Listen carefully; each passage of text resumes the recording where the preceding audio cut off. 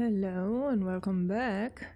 And today, hopefully, we will finally be able to talk to Anderson. Please. Oh no, wait. The doors are closed.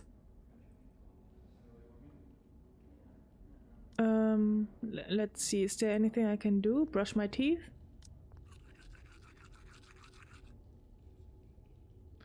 And that's it, I think. I still have all the digging tools and so on, but yeah. Alright, please. Strange, the door still isn't open. What about today's head count? Voices coming? Please.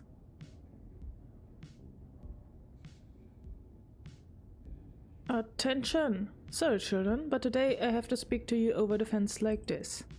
You really took things a little too far yesterday. And as if brawling in the cafeteria wasn't enough, the cooks and a guard in the kitchen were also attacked. In the kitchen? Okay. Maybe I should have gone to the kitchen. As a result, I am forced to lock down the whole prison for the day. I hope you'll use the time in your cells to reflect on your action. No! I also have one more announcement. In an act of extreme misjudgment, Captain Bruce has allowed a federal investigation team to conduct an unwarranted investigation into my conduct. Although my personal reputation is not important, this has seriously tarnished the good image of the prison. I therefore have no choice but to demote him. So from today forth, Bruce is demoted from captain to deputy captain. The position of captain will be assumed by former deputy captain Billy. Hi, I hope we'll all continue getting along now that I'm captain. Alright, settle down. You're right, I have to eat something. Trust me, this little punishment will do you good. Well, that's all for today, children. Until next time. No, but I have to go. There's only 4 days now. When the investigation team came, Bruce ended up getting demoted instead. He must have given them a fake ledger I got from Caesar. Looks like Caesar and the warden have won the war. Alright. Oh, Bruce report with you -100. Wow. Well, it wasn't me. Okay. We can't do anything. And I'm hungry. What the heck? They don't even give food? What the That's not allowed.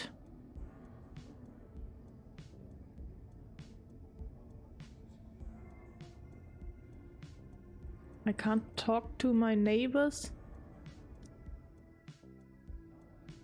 What am I supposed to do?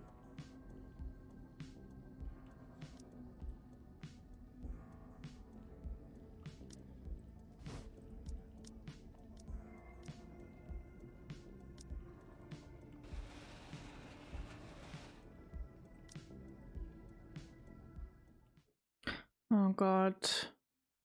This is such a waste of time.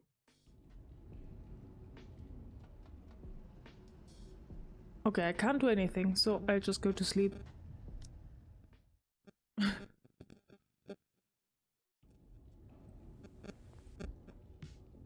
Or maybe work out, I don't know.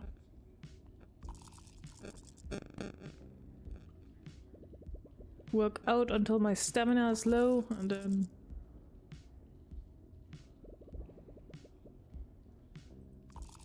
Because our hunger is also a problem. But if we sleep, the hunger doesn't go down.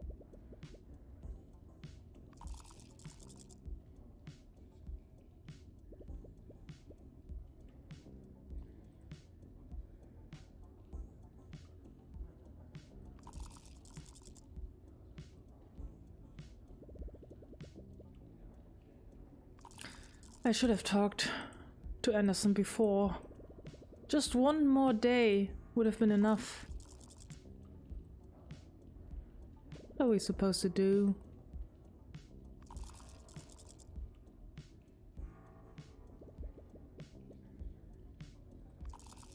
Okay, stamina's gone. That's still 9, but whatever.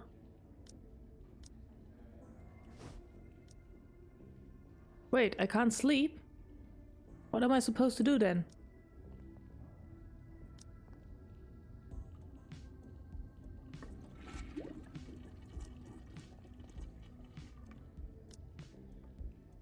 I mean, I can write the letter.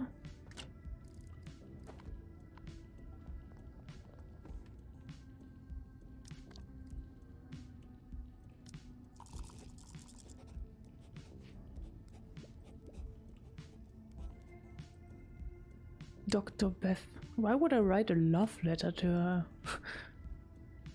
Doesn't make any sense.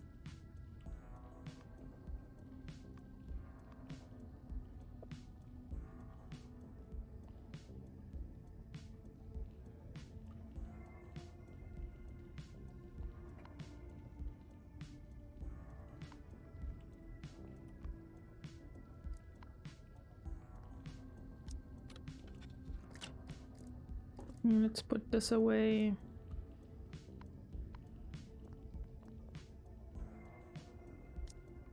Rest a little bit. I'll see what they do at lunchtime. Let's see. Oh, it was still 15 minutes left. Nothing? Are you serious?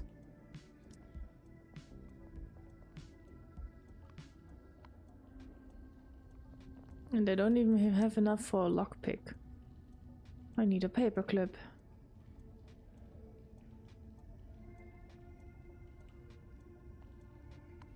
Ay, ay, ay.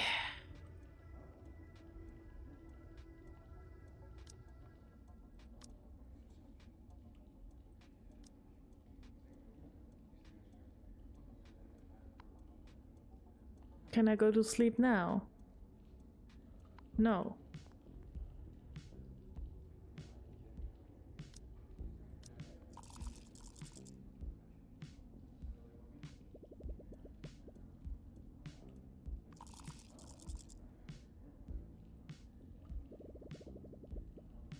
Work out, work out.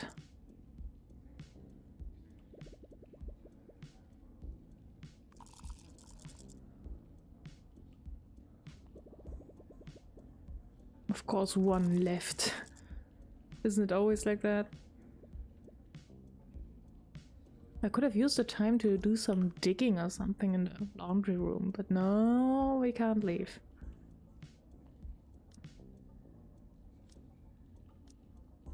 Sewage treatment. Let's see my abilities. I have... Oh. You've made 3 rolls that take you within 5 points of completion. When you make a roll, it contributes to cumulative progress. If the result takes you within 5 points of it will be completed immediately. What?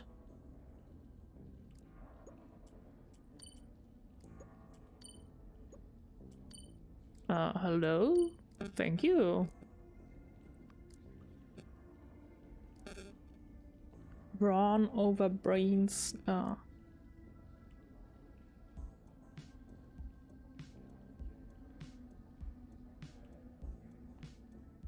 Adrenal stimulation.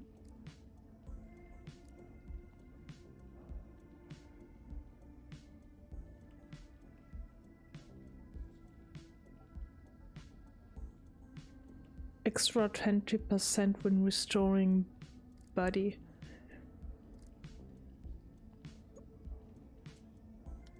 Now let's leave it first. Okay.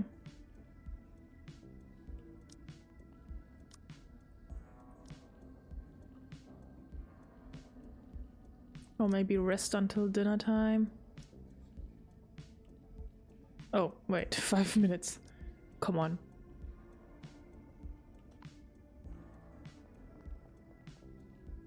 I still can't can't go to sleep.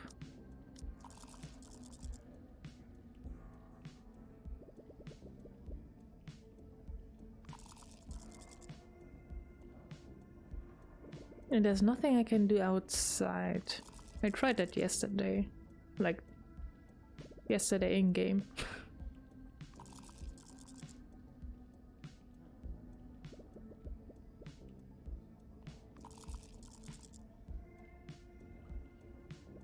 Wow, such low numbers is...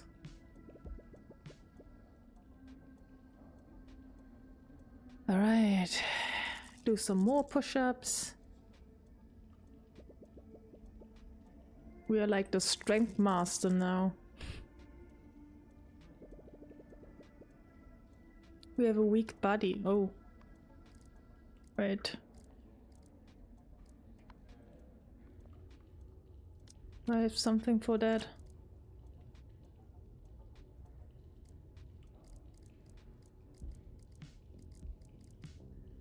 It is one.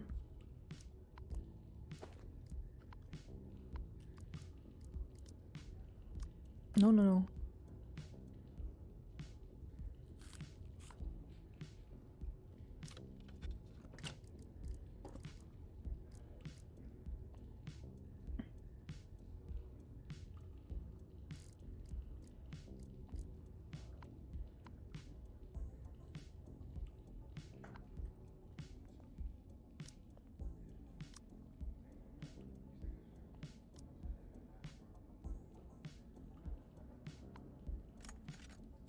Oh god.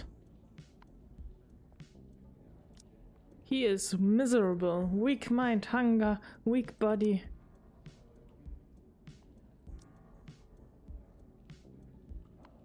Okay, time to sleep. Finally.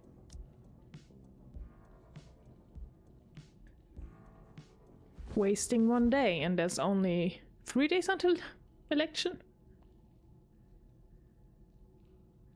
Why aren't they not giving any food? This is ridiculous. The door is still closed. No, it's open now. Yes. Finally. Oh god.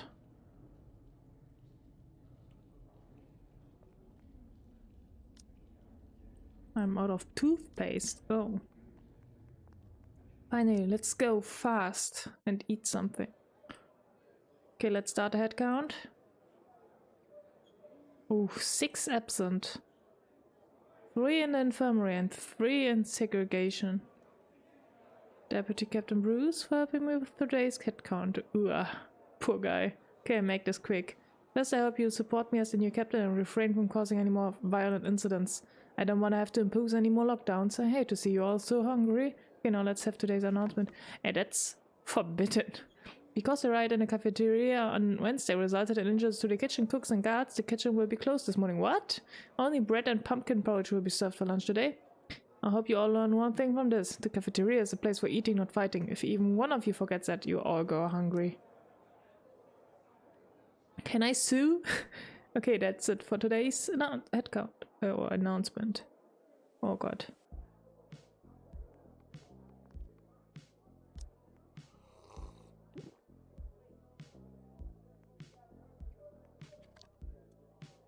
A letter to Maggie.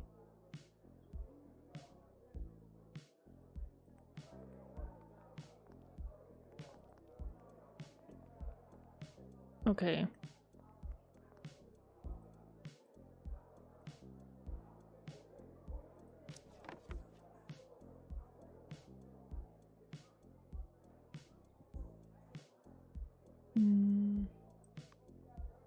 I can buy 1 cookie.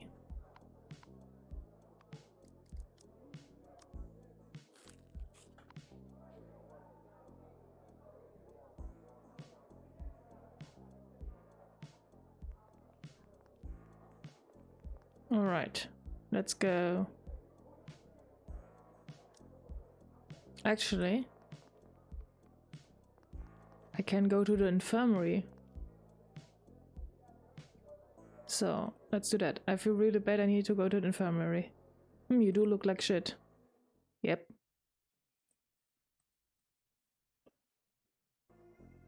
Thank you. dog's in the consultation room. You can go in yourself. Okay, Crunch, come to me in the corridor when you're done with the treatment. Don't try any funny business.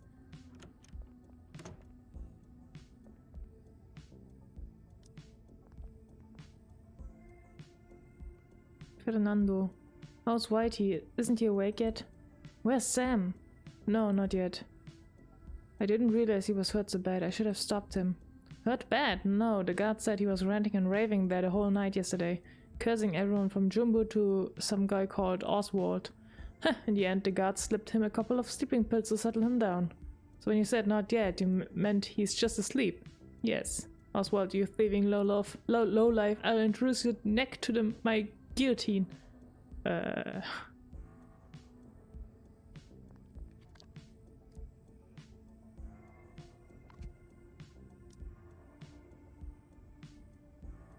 Okay.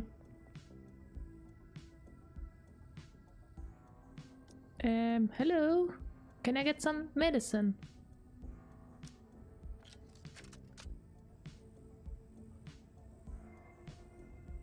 You should take care of your health.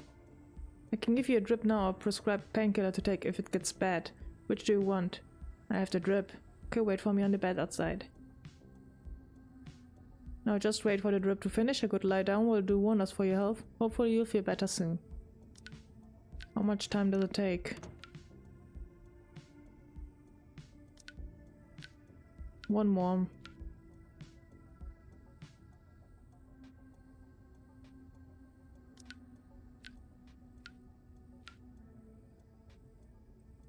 Okay. And let's see if someone has a paper clip. You have chocolate.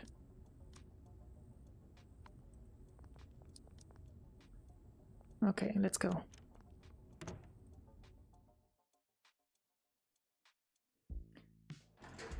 I need lockpicks.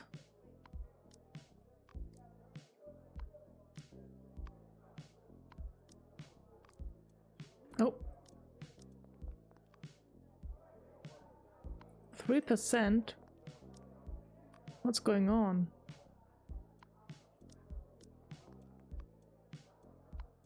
Everyone is at 3%. Okay. I guess the morning is not good for stealing stuff.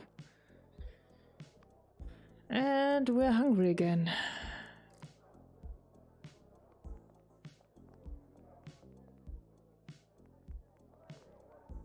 Laundry room.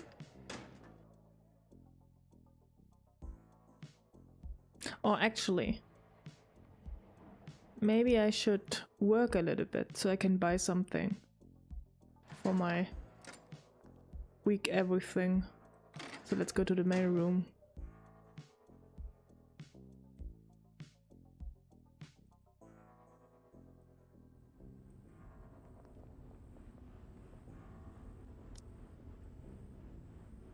Let's work, let's work.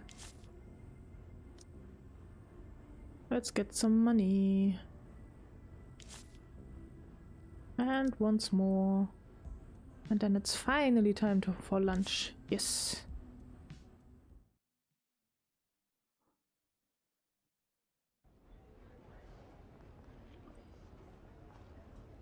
Alright. Order food. I want this, please.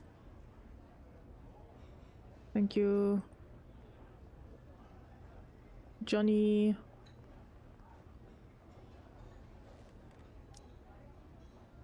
Oh, he's not even going to let me get some from him.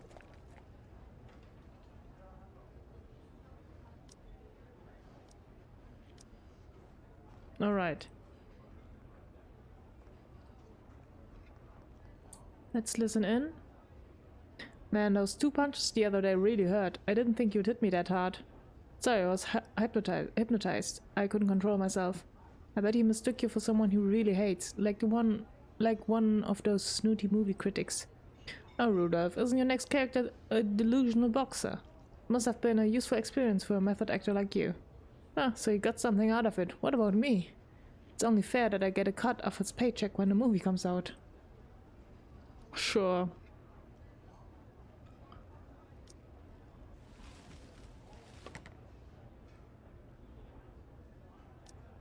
Isn't there something interesting in here? A spoon. No.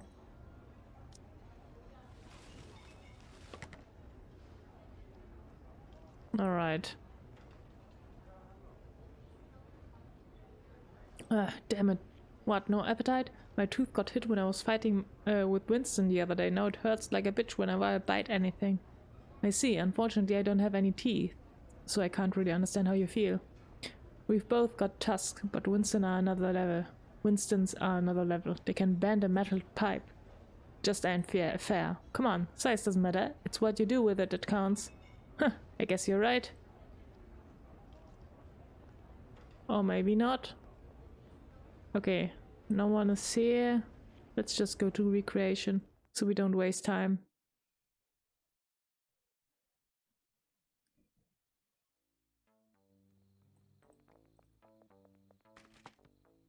Chewing gun. I want a caramel bar. I want the yogurt.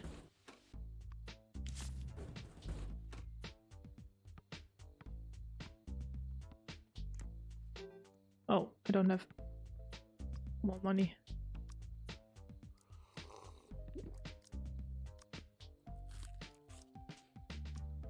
Okay, our body is up again. But I need one cookie just to get my satiety up. But let's see if we can steal some.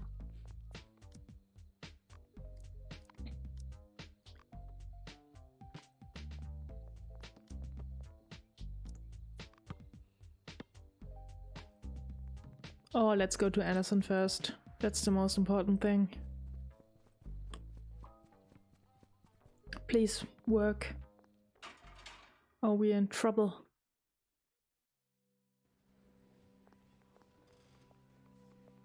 Hello.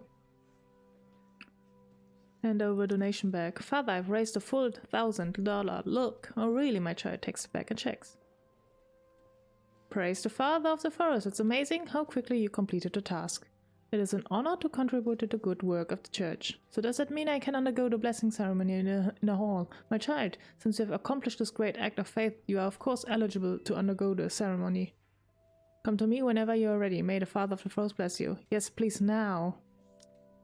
I'm ready to undergo the blessing ceremony. In that case, let us go to the inner hall. Please don't take too long. Maybe an hour or something. Father, is it okay to put the ceremonial implements here? Yes, my child. Thank you for helping with the preparations. You're welcome. It's an honor. Since you are ready, you should step down from the platform. We will now begin the ceremony. Yes, touch it, please. Oh, merciful Father of the Forest, please hear my call.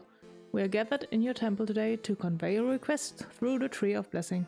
Please have mercy on the once dusty fruit before me, for he has been wiped clean. Please bestow upon him the blessing of a new life. Just as you used the invisible paddle to lead us away from the old decaying island into the blessed land. Please pick the dew from the star-filled sky and give him the nourishment of inspiration. What the heck? Please grind the jagged rocks into sand and mud and give him the strength of will. Please sow the seeds of the tree in this chalice and bring him shelter. O merciful Father of the Forest, may you bear witness to the embodiment of that which lies within our hearts. Wait, he's holding the chalice. That's the only thing Thomas cares about. Blessed one, come forth, receive the holy water of new life, and sow the seeds of faith through your body. You! Drink it! Your faith is truly great. The blessings you receive will be greater than others. Here ends the ceremony. My child, may the ceremony help you succeed in your appeal. Remember, remain sincere of heart, and all will be well. Father, I'm sure that the ceremony will make a huge difference.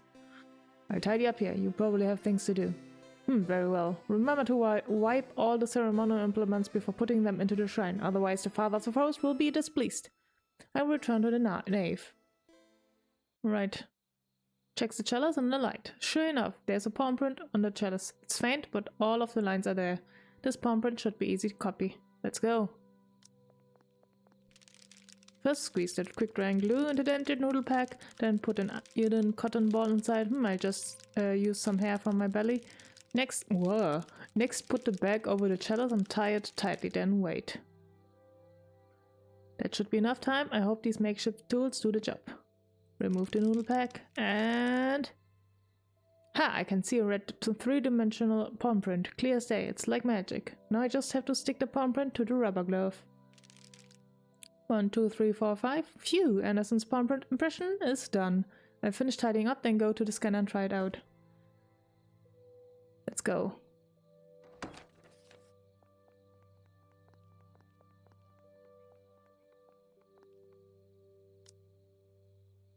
Fingers crossed. And... click! Yes! I did it! All my hard work paid off. Now to see what's in the room upstairs. Let's go. This looks like Anderson's private lounge.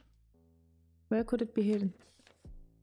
The bookcase is filled with large books. They look like religious texts. I guess only the clergy can read this kind of books.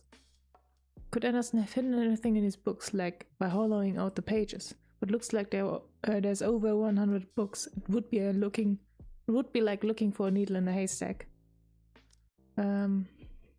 These must be Anderson's everyday clothes. Rona was right. The unmistakable smell of church candles.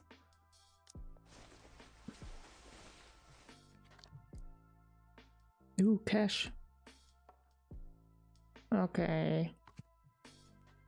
The red velvet sofa looks like a great place to take a nap. Read the plaque on the wall. Seek and you will find. Oh, thanks to the father of the host, that's a very appropriate line.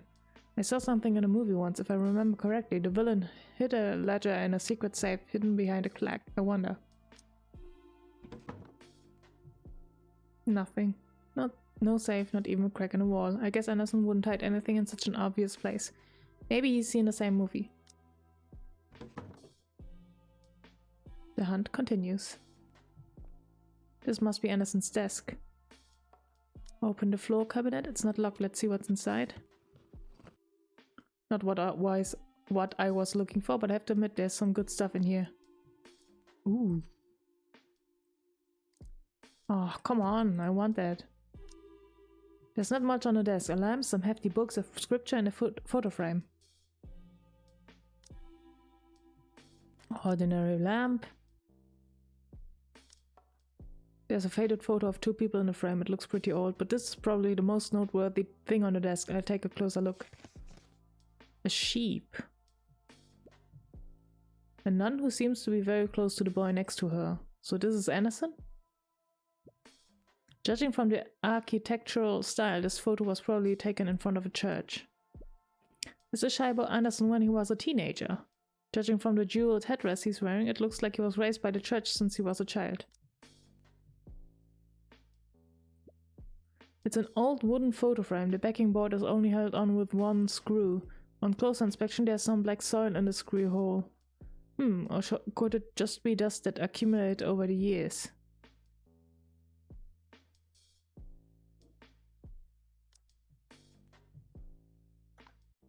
Can I loosen the screw?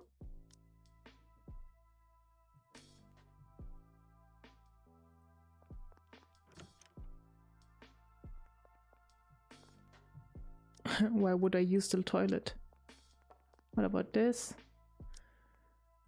There's a pair of scissors and a screwdriver with a muddy tip hanging on the rack.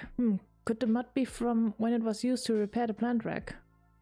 Wait, I think I've seen this backstory somewhere before. That's at the photo frame on the desk. I remember the same color soil in the hole for the screw that holds on the backing board. So that must mean Anderson used the screwdriver to take the photo frame apart in his room. But the old frame looks like it goes with the old photo inside. I haven't found any other photos in the room. Unless Anderson didn't take the frame apart to change the photo, but for another reason. Like hiding something between the photo and the backing board. Let's do this. You see something hidden inside. A social security card. Oh, he was... What? The photo is Anderson, no mistake about it. Name Anderson Stevens. It's not Anderson's name? Who is this Stevens? Is it brother? Species canine collie. At least that's correct. These numbers are the social security number, but judging from the first 3 digits, it's not a Boulderton number, it's not even from the state. I think I get it. This Stevens must be a false identity used by Anderson. He somehow managed to get the social security card, which allows him to have an alias. Then all he has to do is deposit his dirty money into an account opened by this Mr. Stevens. By doing that, even though the church is strict in its scrutiny over the ownership of assets, they have no way of finding any records related to Anderson's assets or spending. Yeah, I have to say, it's pretty smart. But no shadow can hide from the light of day forever. Now that I have this evidence, I can confront Anderson anytime. That's it? There's nothing more to do?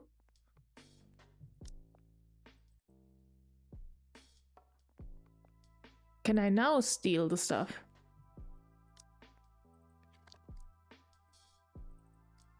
No, I can't. Come on. He will know once we show him the security card, so we can just steal all the stuff. Anderson!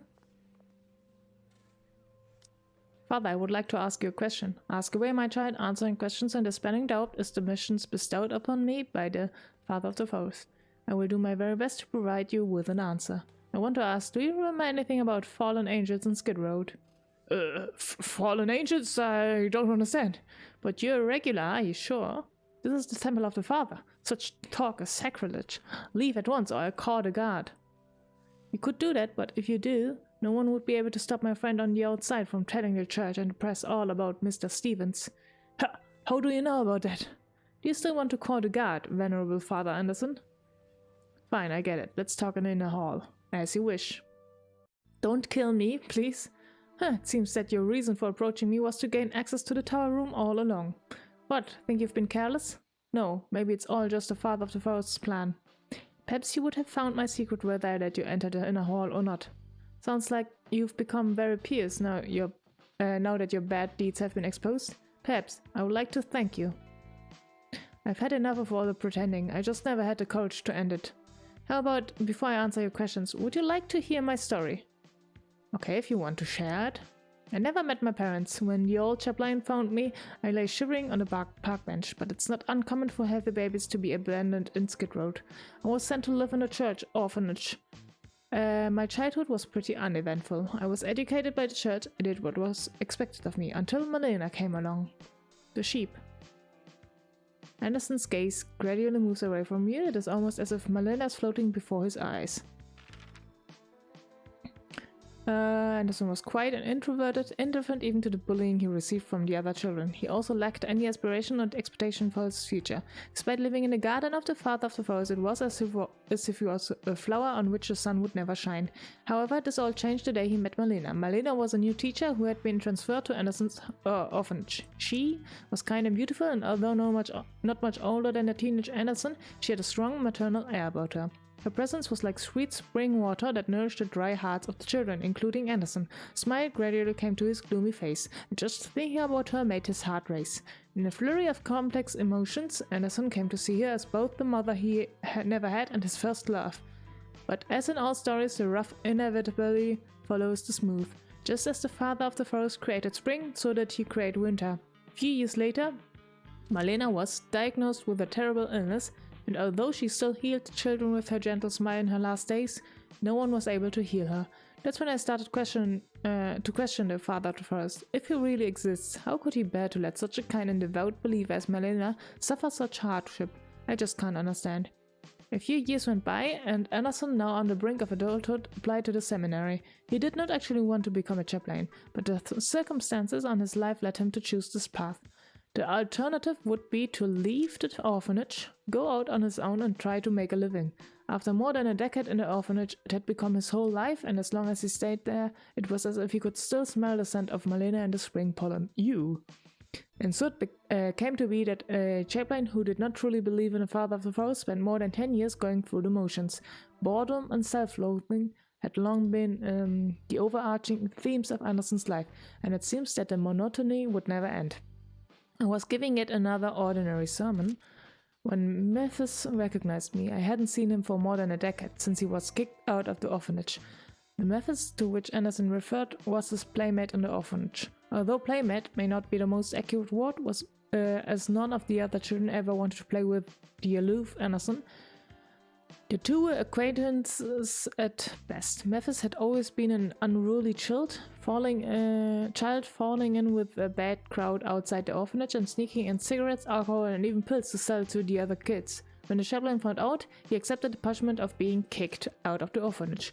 After that, he lived on the streets where he endured much hardship at a young age. However, with his courage, determination, and luck, he eventually made it out, becoming a mid-level leader in a gang and controlling considerable territory, including the Fallen Angels Club. Memphis was surprised to see that Anderson had become a chaplain, as Anderson had once told him that the business with Marlena had made him question the father of the Faust's existence. Seeing his chance, Memphis persuaded Anderson to stop living a dull life of self-imposed celibacy. Instead, he would show Anderson the true meaning of life. Before long, Anderson began using his power and connections in the church to outsource the charity activities of the Cyprus Dioceses to a foundation controlled by Memphis. In addition, the contracts for the renovation of church buildings and the purchase of books and other items also skipped the usual bidding process and were awarded directly to the companies owned by Memphis. Understandably, Memphis greatly valued the sacred money tree. He made sure that Anderson received generous financial reward and used his gang connections to create an alias, Mr. Stevens, by which Anderson could avoid the church's scrutiny over the ownership of assets. Maybe it's because I've been in a church too long. I'm not really comfortable with that kind of place, mentally or physically. But Memphis said that there's a new girl today that I just have to meet, and that she'll surprise me. The new girl of which Memphis spoke was Iris, a dancer at Fallen Angels. The moment Anderson first laid eyes on her, it was as if time stood still. Iris was identical to Marlena in every way. Her appearance, her voice, her mannerism, Anderson was absolutely dumbfounded. This must be the father of the Faust's way of making amends and bringing Marlena back to me.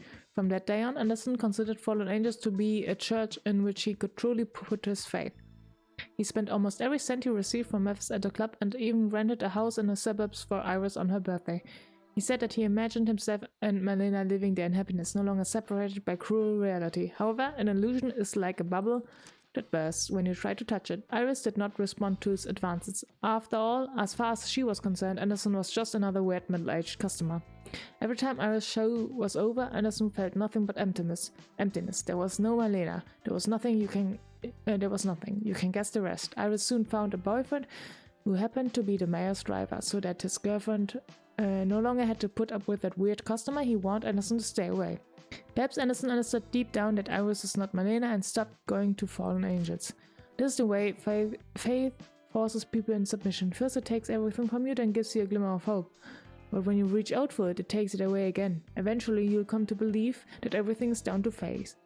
Like a fallen leaf, you are the mercy of the wind. That's my story. Sorry if it was a lot. After all those years of listening to others spill their hearts in confession, I never thought the one who let me take off my mask and reveal my true self would be a prisoner. Okay, I'm ready. If there's anything you want to know, just ask.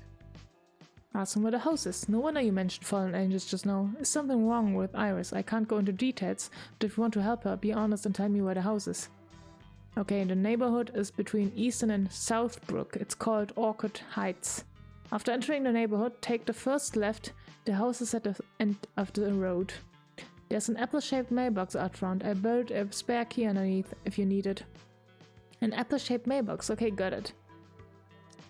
My account. If it's money you are after, you're going to be disappointed. 6 months ago, Memphis told me he'd found a faster way to make money and asked me to invest with him. It was the first time he'd ever asked me for money. I didn't hesitate. After all, he also has dirt on me. But I later found out that he was actually on the wrong side of some gang infighting, so he needed money to disappear. So any money I had is with Memphis somewhere far away, or at the bottom of the ocean. Plans for the future? I've decided to resign from the priesthood after we are done here, and maybe leave the city. If you want to report me, I won't stop you. After all, I've broken laws, both religious and secular. When I'm gone, there should be another chaplain to take my place. Hopefully, he'll be a true believer. One last thing. If you or your friend on the outside find Iris, can you give her a message for me? What do you want to say to her? Nothing. Forget about it. I understand. Finally, it's all over. Don't let me be alone. I need to rest a while.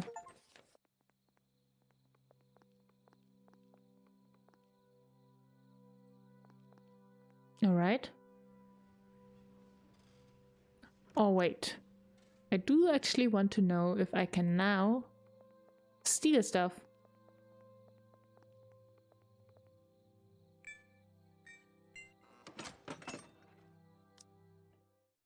Because he knows now that we were here, so... Yes!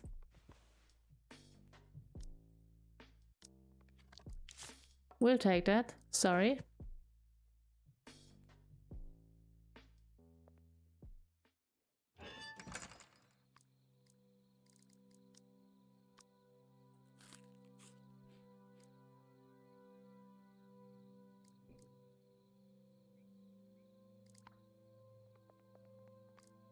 Should I take the liquor now?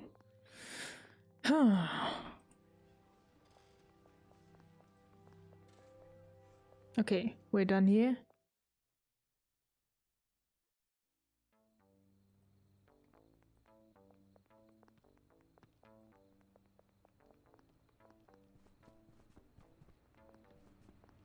As usual.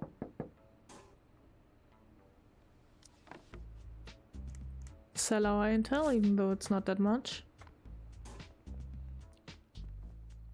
And see, maybe we can find some mint around.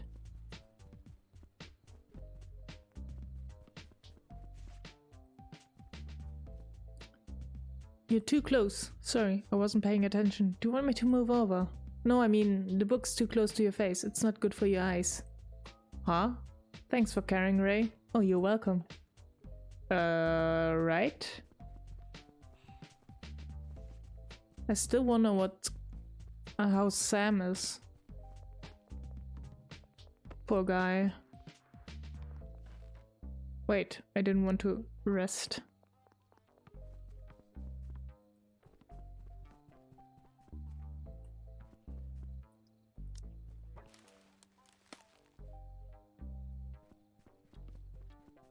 Oh, I have money again, so...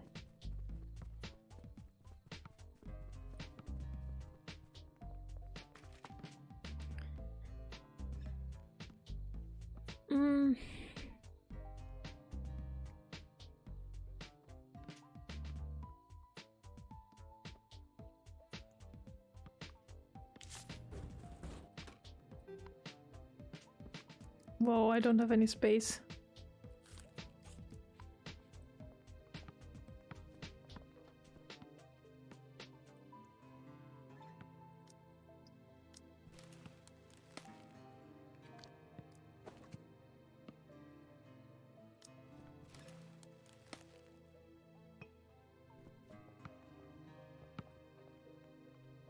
Okay, let's rest.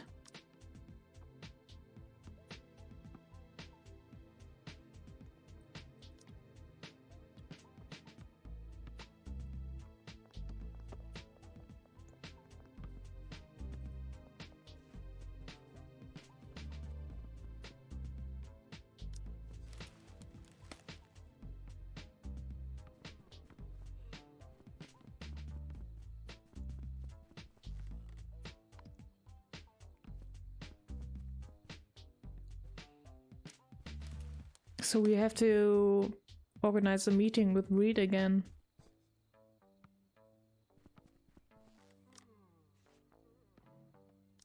Dinner time.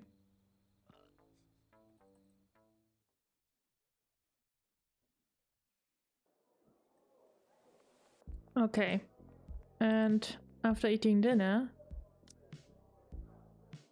and I don't have any space left. Okay, it's time to go back to the cell.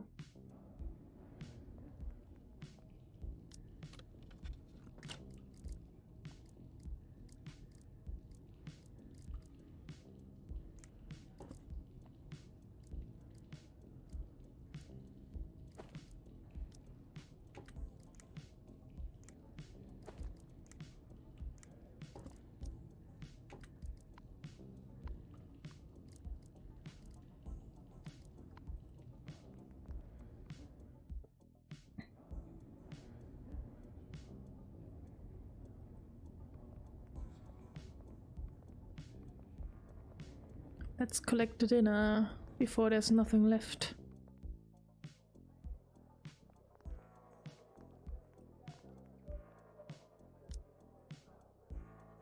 Sure, add cream.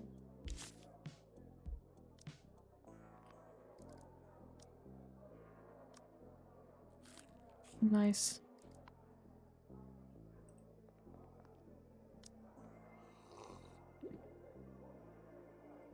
Alright, and I'll end the episode here. And we'll see what we're going to do in the next episode. Bye bye!